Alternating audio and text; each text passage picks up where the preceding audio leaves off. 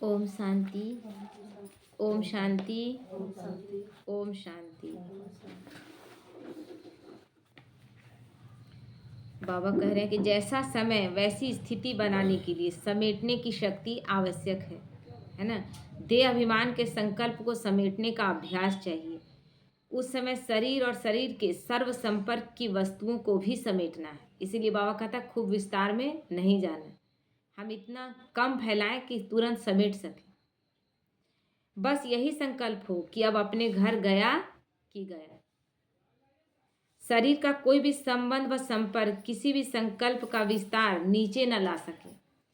कोई भी संबंध इतना न खींचे कि हम अभी क्या देखते हैं, LIC जो होता है तो देखिए कितना दूर तक हम लोग सोचते हैं हम मर जाएंगे, अगर बीच में कुछ हो गया तो मेरा परिवार तब भी किसी को कोई दिक्कत ना हो।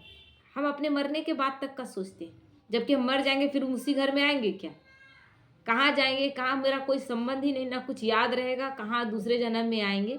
लेकिन फिर भी कितना मतलब गहरा लगाव हर एक चीज़ से, हर एक चीज़ जो भी है ना। अच्छा, सब चीज़ हम कर क्यों रहे हैं, जानते हैं कि कुछ अचानक हो जाएगा। हम LIC क्यों करा रहे हैं, या हम भविष्य के लिए पैसा जोड़ के क्यों रख रहे हैं, क्योंकि हम जानते हैं कभी भी कुछ भी हो सकता है। फिर अटैचमेंट रखने से क्या फ़ायदा, कोई भी चीज़ से लगाव रखने से क्या फ़ायदा। आज सुन रहे थे मतलब गुरु ग्रंथ साहिब में दिया हुआ है कि जैसे कि आप बहुत ठंडा आपको लग रहा है तो आप आग जलाते हैं हाथ पैर सेकने के लिए, एक निश्चित दूरी बना के रखते हैं तो आराम लगता है ना, ठंड से मुक्ति मिल जाता है ना, आराम लगता है। लेकिन उसी आग में अगर छू ले उस आग को, कैसा हो जाएगा, जल जाएंगे ना। यही चीज़ हम रिश्तों के साथ कर रहे हैं। सारे रिश्ते निभाने हैं लेकिन इतना सटना नहीं है, इतना लगाव नहीं रखना, क्योंकि लगाव ही दुख देता है। जैसे आग दूर से सेक रहे थे तो सुख दे रहा था क्योंकि ठंड से बचा लिया, लेकिन उसी आग को अगर छू दे रहे हैं तो हम जल जा रहे हैं, घाव बन जा रहे हैं। और यही हम सारे रिश्तों में कर रहे हैं। रिश्तों में क्या हो गया है, सबके प्रति मोह जो है, लगाव है, वो हमें क्या करता है, बांधता है, बंधनों में बांध रहा है। और बंधन कभी सुख नहीं देता। फिर हम अपने जैसा चाहते हैं कि हम जैसा कहेंगे वैसा तुम करो। और ये कि कभी मनुष्य का स्वभाव ही है, आत्माओं का स्वभाव ही स्वतंत्र रहना है। क्योंकि आत्मा केवल शरीर में आई है ना, तो शरीर रूपी बंधन में है तो अपना कर्म कर रही है। लेकिन आत्मा स्वतंत्र, जैसे ही शरीर नहीं लायक रहता आत्मा फिर स्वतंत्र। इसलिए आत्मा को कोई बांध सका है क्या, ना कोई देख पाया है कि उसको बांधे कि नहीं हम आत्मा शरीर को नहीं छोड़े, ऐसा कुछ कर सकते हैं क्या। कितने डॉक्टर वैद्य लग जाते हैं लेकिन तभी आत्मा को अगर जाना है शरीर छोड़कर तो वो जाएगा ही, ऐसी स्वतंत्रता है। और फिर भी हम जो बांध रहे हैं, हम सोच देह समझकर बांध रहे हैं, देह है क्या। तो इसीलिए बाबा कहता है कि ऐसा स्थिति हमारी हो ना कि हम समेटने का तुरंत, बाबा बोलता है कि बुलाएंगे हम और तुम तुरंत तैयार रहना कि अब लौटना है, अब जाना है। एक संकल्प नहीं चले कि नहीं अभी ये काम बाकी था या ये बाकी था, कुछ भी नहीं। तो बाबा कहते हैं फाइनल पेपर में एक तरफ प्रकृति का, दूसरी तरफ विकारों का अति विकराल रूप रहेगा।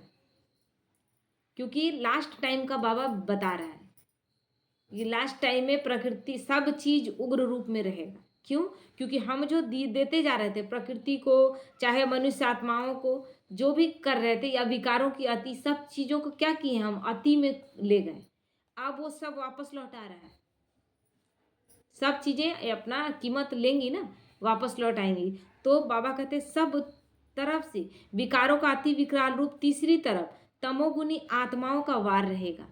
तमोगुनी आत्माओं का वार रहेगा, भक्त आत्माओं की पुकार रहेगी कि भक्त आत्माओं का पूरा नहीं होगा। सब कुछ कर रहे हैं, पूजा पाठ कर रहे हैं, तपस्या, इतना व्रत कर रहे हैं, कितना कष्ट कर रहे हैं, वैष्णो देवी जा रहे हैं। बहुत लोग हैं जिनके पैर में छाले पड़ जाते हैं। यहाँ देवघर जाते हैं, सुल्तानगंज से देवघर, तो पूरा पैर में फूल फूल के कैसा हो जाता है। तो उस समय वैराग्य आएगा कि क्यों इतना दिन से हम कर रहे हैं, क्यों नहीं कुछ अच्छा हो रहा है। तो उनकी पुकार भी बहुत दर्दनाक रहेगी, वो भी तड़प कर पुकारेंगे।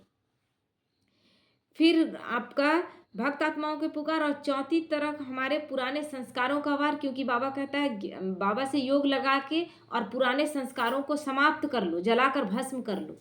लेकिन अगर नहीं किए, कहते हैं योग नहीं लगता, योग में मन नहीं लगता, कुछ कुछ चीज़ें हैं जो स्वीकार किए हुए कि नहीं ये तो मेरा नेचर है, गुस्सा आता है ये मेरा नेचर है, ये सब चीज़ जो बचा हुआ रह गया है उस समय उग्र रूप ले लेगा, क्योंकि आप तो खत्म उसको किए नहीं। वातावरण कैसा रहेगा, गुस्से का, डर का, भय का, तो उस समय हमारे अंदर जो इतना थोड़ा सा था, 1% था, वो 90% के रूप में आएगा। तब क्या करेंगे, सोचेंगे कि इतना दिन से योग लगा रहे थे, इतना गुस्सा हमको कैसे आ गया, हम तो इतना दिन से योग लगा रहे। लेकिन बाबा कहता है वो अंश कहीं ना कहीं रह गया था, वो अंश वंश के रूप में बहुत सारे, बहुत ज़्यादा के रूप में आए। तो इसीलिए बाबा कहता है किसी के पास ये संस्कार कर्म भोग के रूप में आएंगे, तो किसी के पास व्यर्थ संकल्पों के रूप में आएंगे। कर्म भोग, कोई ना कोई शरीर में बीमारी आएगा, कोई ना कोई तकलीफ आएगा, धन का हानि होगा, मतलब या संबंधों में कड़वाहट होगा, तो ये कर्म भोग के रूप में आएगा। दूसरा व्यर्थ संकल्पों के रूप में, क्योंकि संस्कार तो पड़ा हुआ था, अब व्यर्थ संकल्प को रोकना भी नामुमकिन नहीं लगता है। कोई चीज़ सोचने लगते हैं तो लगता है क्यों सोच रहे हैं उस तरफ, फिर उस तरफ से लौटते हैं और सोचते हैं अच्छा अच्छा सोचेंगे, लेकिन थोड़ी देर में पाते हैं कि फिर वहीं थे, वो बात में अटक गए, उस बात से निकल नहीं पा रहे। क्यों, क्योंकि बार बार यही संस्कार बना हुआ था। तो एक ही बात जिसे लगता है कि वो दुख दे रहा है, ये बात है ना, जैसे कोई गलत बात बोल दिया, लेकिन उसको बार बार याद कर रहे हैं, बार बार याद करने के बाद उसको क्या करें, अरे हम उस समय ऐसा बोलते, उसको हम ऐसे जवाब देते, हम नहीं दे पाए या हम बोल नहीं पाए, कैसे हमको ऐसा बोल दिया, नहीं बोलना था बाबा के श्रीमत में, ठीक है नहीं बोले, लेकिन ऐसा हमको बोल के निकल गया। आज तक मेरा यही सम्मान है कि कोई हमको ऐसे बोल देता है, तो उससे फिर निकलेंगे, बार बार निकलेंगे कि नहीं बाबा तो बोला है व्यर्थ नहीं चलाने के लिए, फिर निकल के बाबा को याद कर, नहीं बाबा तुम आ जाओ, बाबा तुम आ जाओ, फिर पता चलेगा 5 मिनट के बाद काम कर रहे हैं और फिर उसी में दिमाग, वही बात फिर दिमाग में चल रहा है। क्यों, क्योंकि चीज़ों को, व्यर्थ संकल्पों को समाप्त नहीं किए थे। तो उस समय वातावरण ऐसा रहेगा कि फुल फोर्स से और वो बढ़ा देगा। मतलब ये कि आपको थोड़ा सा सर्दी जुकाम हुआ था कोरोना के समय में, लेकिन वो थोड़ा सा सर्दी जुकाम क्या कोरोना का रूप ले रहा था ना, क्योंकि वातावरण में वो वायरस फैल गया था। तो उस समय उसी तरह फैला हुआ रहेगा जो हमारी छोटी छोटी बातों को बढ़ा देगा। तो बाबा कहते हैं किसी के पास कर्म बंधन के रूप में आएंगे, किसी के पास अलबेलेपन और आलस के रूप में भी आएगा। बहुत अलबेलापन लगेगा कि इतना दिन से तो कर ही रहे थे, कहाँ कुछ हो रहा था, माँ अमृत वेला नहीं किए तो क्या हो गया, थोड़ा सा देर से ही किए तो क्या हो गया, ये अलबेलापन। थोड़ा आज नहीं किया, आज बहुत काम था, आज योग ही नहीं लगा, तो कौन सा बड़ा बात हो गया, ये अलबेलापन। अब इतना कोई बोल ही रहा था, थोड़ा सा हम भी बोल दिए तो क्या बड़ा बात हो गया, ये सब अलबेलापन है। उसके बाद आलस्य, और ये लगेगा ना कि अभी माँ शरीर सुस्त है तो ऐसा लग रहा है, नहीं, ये फिर विकराल रूप ले लेगा, क्योंकि अभी उसको समाप्त नहीं किए जड़ से ना, तो उस समय उठने ही नहीं देगा। तो ऐसे बाबा कहते हैं ऐसे हलचल के समय फुल स्टॉप लगाने की शक्ति चाहिए। लेकिन जो गाड़ी बाइक चला रहा है या 4 व्हीलर कोई चलाता है, जिसको बहुत अच्छे से चलाना आता है, तो देखिएगा कि एकदम अचानक से कोई आया और ब्रेक लगा के बचा लेता है, क्योंकि आदत है ना, उसको एक्सपीरियंस है। लेकिन ये एक्सपीरियंस जिसको नहीं हो, नौसिखुआ, उसका क्या होगा, एक्सीडेंट हो जाएगा ना। तो हम बार बार अपनी बातों को फुल स्टॉप लगाने नहीं सके थे। ये देखिए मेरे साथ जब जब कोई ऐसा घटना घटा या कोई ऐसा बात आया, तो हम तुरंत फुल स्टॉप नहीं लगाने सके थे।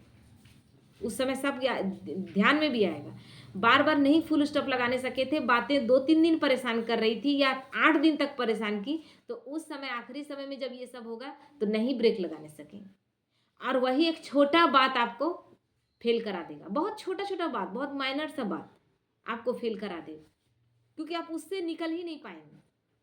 मान लीजिए कि आप व्यर्थ संकल्प चला रहे कि कोई ऐसा हमको देखा, ऐसे बोल दिया, और अभी आप ये चला ही रहे हैं, और मान लीजिए बाबा को उस समय आपको बुद्धि को टच करना था कि तुम अभी घर से निकलो, भूकंप आने वाला है, अब तो आपका तो व्यर्थ तरफ जा रहा है, तो आप बाबा का संकल्प को कैसे टच कर, आपका कैच कैसे करेंगे। तो ये हमारे साथ धोखा होता जाएगा। तो इसीलिए बाबा कहता है सुनते हुए, देखते हुए ना देखो, सुनते हुए ना सुनो, प्रकृति की हलचल देखकर प्रकृति पति बन, प्रकृति को शांत करो। जो हो रहा है उसको कुछ भी, मतलब जो चीज़ हो रहा है सबको एक्सेप्ट इसीलिए करने बाबा बोल रहा है। देखते हुए भी नहीं देखो, सुनते हुए भी नहीं सुनो, और हर बात को एक्सेप्ट करके अपनी शक्ति को बढ़ाना है। क्योंकि जिस चीज़ को एक्सेप्ट नहीं कर पाते हैं, अंदर अंदर खाता रहता है, ऐसे कैसे कोई कर दिया। और अभी कोई बुरा कर रहा है ना, तो आपका पिछला कितना समय का बात याद आने लगेगा। अरे ये आत्मा तो मेरे साथ हमेशा अन्याय ही की है, एक एक बात बीता हुआ याद आने लगेगा। तो आप कड़ी कड़ी जोड़ते रहेंगे तो लगेगा इससे हम अपेक्षा कहाँ कर रहे थे, ये तो मेरे साथ अच्छा कभी की ही नहीं थी। अब आने लगेगा तो ये व्यर्थ संकल्प के रूप में और फिर क्रोध के रूप में आएगा, फिर वो कर्म में दिखने लगेगा। कर्म में दिखने लगेगा यानी उन आत्माओं को आप टोनबाजी करके, गलत सलत बोल के, या फिर किसी भी तरह से लगेगा कि उसको हम बोले तब हमको शांति मिलेगा। इस तरह से हम अपना शक्ति, अपना एनर्जी बर्बाद करेंगे, और फेल भी इसको कहते हैं कि फेल हो जाएंगे। तो अभ्यास करो, अभी अभी साकारी, अभी अभी आकारी और अभी अभी निराकारी। अभी बाबा का ना लगातार मुरलियों में चल रहा है। तुरंत तुरंत अपना स्टेज को बदलना, तुरंत निराकारी स्थिति में कि मैं आत्मा हूँ, तुरंत फरिश्ते रूप में सूक्ष्म तन में, तुरंत अपने आप को साकार स्वरूप में। ये जो तुरंत तुरंत वाली स्थिति है ना, उस समय हम जिस स्थिति में स्थित होना चाहेंगे उस स्थिति में स्थित हो जाएंगे। इसलिए बाबा ये ड्रिल करा रहा है हमें शक्तिशाली बनाने के लिए। नहीं तो हम फिर वही अभी कोशिश करेंगे 5 स्वरूप का अभ्यास करने के लिए, तो दिन भर जो व्यर्थ चला था, अभी गए हैं परम धाम में अनादि रूप में, और सेकंड अभी जाना था आदि स्वरूप में, तो याद आने लगा वैसे वो बोला था, टूट गया। अखंड तो नहीं रहा। योग का मतलब अखंड, खंडित ना हो। लेकिन आप एक स्वरूप का अभ्यास किए थे, दूसरा स्वरूप आते आते कुछ याद आ गया, खत्म। किसी तरह कंट्रोल करके 2 स्वरूप किए थे, तीसरे स्वरूप में कुछ याद आ गया। इसी तरह खंडित योग हो जाता है। तो इसीलिए बाबा कहता है तीनों स्टेज में स्थित होना सहज हो, तब कहेंगे एवर रेडी, तब कहेंगे कि आप हमेशा एकदम तैयार। जब भी बाबा बोलेगा चलो, तो बच्चे तैयार मिलेंगे। तो इसीलिए बाबा कहते हैं कि प्यारे बाप दादा ने समेटने की शक्ति प्रयोग करने की विधि के बारे में भी समय प्रति समय बहुत शिक्षाएं दी है। अपने को अवतरित आत्मा समझना, तब समेट पाएंगे। कुछ भी मेरा नहीं, हम इस धरा पर अवतरित हुए हैं भगवान का कार्य करने के लिए। कार्य करना है, और कैसे कछुआ अपना कार्य करता है, अपनी कर्मेंद्रियों को समेट लेता है, बस समेट कर बाबा में के ध्यान में स्थित हो जाना है। नियमित रूप से कार्य करने के पश्चात फिर ऊपर चले जाना है, बस यही समझना है। इसलिए मम्मा को कुछ दिखाई नहीं देता था। मम्मा और भाई लोग चल रहे थे, और रास्ते में बहुत बड़ा होर्डिंग लगा हुआ था, जो प्रचार का नहीं रहता है, कुछ चीज़ों का प्रचार किया जाता है, जैसे क्या बोलते हैं, क्रीम का हो या कोई कपड़े का, इनर मतलब अंडर गारमेंट्स से भी सब का प्रचार जो रहता है, बड़ा बड़ा होर्डिंग लगा हुआ रहता है। तो उसमें एक भाई को शायद ब्रिजमोहन भाई थे या निर्भर भाई थे, तो या रमेश भाई थे शायद, तो उनको लगा ना कि ऐसा होर्डिंग अगर हम लोग लगाएं बाबा का अथी के लिए तो दूर से दिखाई देगा, जिसमें लाइट और बहुत बड़ा होर्डिंग था। तो मम्मा वो सबके साथ ही चल रही है, तो मम्मा से पूछा गया तो मम्मा कुछ नहीं बोली। फिर दूसरी बार पूछा गया तब भी मम्मा कुछ नहीं बोली, फिर क्योंकि मम्मा ध्यान मग्न थी। फिर जाकर गाड़ी में बैठ गई, तब फिर रमेश भाई पूछे कि मम्मा आपने वो होर्डिंग देखा, हम सोचते हैं कि यहाँ सेवा के लिए ये होर्डिंग बहुत काम आएगा। तो बोलो कौन सा? तो बोले जो हम लोग सामने से गुजरे, बहुत बड़ा प्रचार का एडवर्टाइजमेंट का होर्डिंग लगा हुआ था, उसके बारे में पूछ रहे। तो मम्मा बोली कि देखो बच्चे, जब मैं काम करती हूँ उस समय तो मैं कार्य व्यवहार में आती हूँ, और खाली समय में मेरा स्थिति या तो परम धाम में या सूक्ष्म तन में। तो इसलिए बाबा क्या कहता है, देखते हुए भी नहीं देखो, सुनते हुए भी नहीं सुनो का मतलब क्या है? मतलब आप बोलेंगे ये सब चीज़ें देखने में क्या है? देखने का मतलब कुछ भी नहीं देखेंगे तब तो वो सब चीज़ें भी नहीं दिखाई देगा ना, व्यर्थ भी नहीं दिखाई देगा। तो इसीलिए बाबा कहते हैं नियमित रूप से कार्य करने के पश्चात फिर ऊपर चले जाना है। यह ड्रिल पक्की होने से फाइनल पेपर में पास हो जाएंगे। इसलिए अभी बार बार ड्रिल करना है। एक बहुत अच्छा ड्रिल आता है, 28 मिनट का रहता है, निराकारी स्वरूप और तुरंत फरिश्ता स्वरूप। तुरंत ये बाप दादा का ड्रिल करवाया गया है, और करीब करीब 12 बार होता है, तुरंत तुरंत होता है 12 बार। उसको करने से ना, करने के बाद बहुत हल्कापन महसूस होगा, बहुत हल्कापन लगेगा। हाँ, उसको करने के लिए पूरा और कंसंट्रेशन भी बढ़ेगा। शक्तिशाली स्थिति भी लगेगा और उसमें लगेगा कि हाँ, लगा कुछ करने में। जो हम लोग बार-बार कमेंट्रियों को कर रहे हैं ना, तो कमेंट्री तो कर लिए अब, लेकिन ये स्थिति ज़्यादा अच्छा लगता है। तो इसलिए बाबा ये ड्रिल अक्सर करवाता था। चाहे 5 स्वरूप का अभ्यास ही क्यों ना हो, सबको ये सब करने से अच्छा लगता है। तो बाबा कहते हैं संपूर्ण समर्पण के लिए तन, मन, धन व समय का प्रयोग तो करना है, परंतु 4 शक्तियों को भी यूज करना है। समेटने, समाने, सहन करने व सामना करने की शक्ति, है ना। बाबा कहता है तन, मन, धन सब जिस समय जिस चीज का जरूरत पड़ा वो इस यज्ञ में लगा देना है, लेकिन शक्तियों का समय पर यूज करना है। जब समेटने का जरूरत पड़े तो समेट ले अपने आप को, है ना। जहाँ समाने का जरूरत पड़े समा लेना है। बहुत सारी बातों को समा कर समाप्त किया जा सकता है।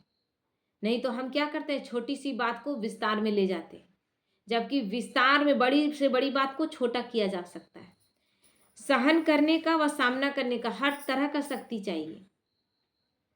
कोई भी बात आए, सहन सहन करना और सामना करने दोनों में अंतर है। सहन किस चीज का करना है? अगर आप मेरे से उग्र रूप में आए उस समय हमको सहन करना है। जैसे हम बाहर गए, हमको कोई टोनबाजी किया, ये सहन करने का चीज है ना। और सामना कहाँ करना है? सामना कहाँ करना है? कोई परिस्थिति आ गया, उसका हमको सामना करना है डट कर कि हम इससे घबराएंगे नहीं, इसको पार करेंगे। लेकिन हम क्या करते हैं, सामना वहां करने लगते हैं ना, सामना वहां करने लगते हैं। कोई बोल दिया हमको, उससे लड़ गए, गलत जगह। सहन करना चाहिए था, वहां सामना कर लिए। और जहां सामना करना चाहिए वहां सह रहे हैं, अंदर अंदर बर्दाश्त करके कि इसके अलावा मेरे पास रो रहे हैं, गा रहे हैं, फिर अपने आप को यहाँ सहन नहीं करना है, यहाँ रोग आकर सहन नहीं करना है, यहाँ शक्तिशाली स्थिति में सामना करना है। तो इसीलिए बाबा कहता है अपने तन, मन और कुछ भी निमित्त रूप में मिला है उसको अमानत समझने से इतना ही अनासक्त होंगे। कोई भी चीज जो मेरे पास है वो मेरा नहीं, सब कुछ हमको मिला हुआ है। और अभी हम आत्मा शरीर छोड़ेगी, सब यहीं रह जाएगा, हम कुछ भी लेकर नहीं जाएंगे। एक सुई भी हम ले नहीं जा सकते। तो ये जब बार बार रियलाइज, क्योंकि ये सब जानता सब कोई है। अच्छा बोलिए, कोई ये नहीं जानता है? अनपढ़, गंवार, जाहिल कोई भी क्या ये नहीं जानता कि हम कुछ नहीं लेकर जाएंगे? लेकिन फिर भी क्या कर रहा है, दिन रात कहाँ से लूट ले, कहाँ से खसोट ले, कितना अपना भर ले, क्यों कर रहे हैं? उसी चीज में आसक्ति में, और आप शरीर छोड़ देंगे और फिर भटकते रहेंगे। तो बुद्धि नहीं जाएगी, अनासक्त अवस्था रहेगी जब अमानत समझेंगे। अनासक्त होने से ही रूहानियत आएगी। जितना जितना चीज़ों से आसक्ति कम होती जाएगी, मेरा कुछ भी नहीं। और ये बाबा कराता है, हर एक चीज़ आपके साथ होता है, हर एक चीज़ में बाबा कराता है कि मेरा कुछ है ही नहीं। जिस चीज़ में आसक्ति आपका हो गया तो फिर उसमें आप देखिएगा विघ्न आने लगेगा। और विघ्न इसलिए आता है क्योंकि बाबा आपको रियलाइज करा रहा है कि इस चीज़ में आपका आसक्ति था। जैसे उसको रियलाइज कराता है, हम अपने में सुधार करते हैं, फिर वही विघ्न हट जाता है और वो कार्य बहुत अच्छा से हो जाता है। लेकिन तब तक मेरी स्थिति क्या हो गई, अनासक्त। अब हमको आसक्ति उस चीज का नहीं। इसीलिए बाबा कहता है अनासक्त होने से ही रूहानियत आएगी। कोई चीज पर आसक्ति जब तक है तब तक आत्मिक स्थिति में नहीं आ सकते। आत्मिक स्थिति का मतलब ही क्या है, जब मैं आत्मा हूं और अपने स्वरूप को जान रही हूं कि मैं आत्मा हूं, तो आत्मा क्या है, शांति, शक्ति, पवित्रता, ज्ञान, प्रेम, आनंद और सुख। इसमें कुछ भी गलत है? तो अपने स्वरूप में केवल है कि मैं आत्मा हूं, बस यही सबसे शक्तिशाली स्थिति है। मेरे पास सब कुछ है, मुझ आत्मा के अंदर सब कुछ है। हम कुछ लेकर सतयुग में जाएंगे क्या? लेकिन सतयुग में सब कुछ भरपूर रहेगा। हम यहां से तो कुछ लेकर नहीं जा रहे, लेकिन क्यों भरपूर रहेगा? क्योंकि हम यहाँ से सारी शक्तियों को लेकर जा रहे हैं, सारे गुणों का खजाना लेकर जा रहे हैं। जब आपके पास गुण है, आपको हुनर है, तो आपको जंगल में भी छोड़ दिया जाए तो आप एक छोटा सा कुटिया बसा लेंगे, क्योंकि आपके पास हुनर है। तो भगवान उसी हुनर को जगाने आया है। आत्मा में जितनी शक्ति है, गुण है, उसको जगाने केवल आया, क्योंकि है हमारे अंदर, केवल वो मर्ज हो गया है, उसको केवल इमर्ज करा रहा है। ठीक है, ओम शांति।